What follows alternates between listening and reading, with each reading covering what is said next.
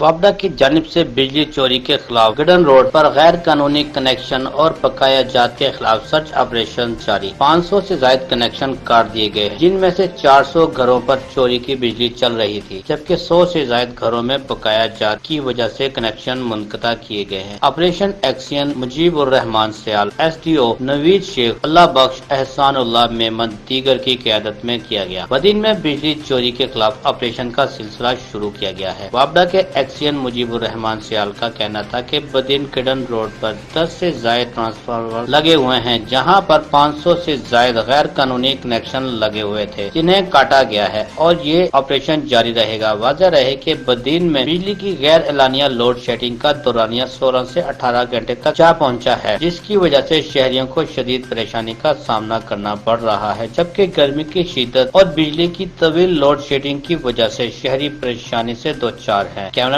Team کے ساتھ اسحاق شیخ، راز نیوز، بدین۔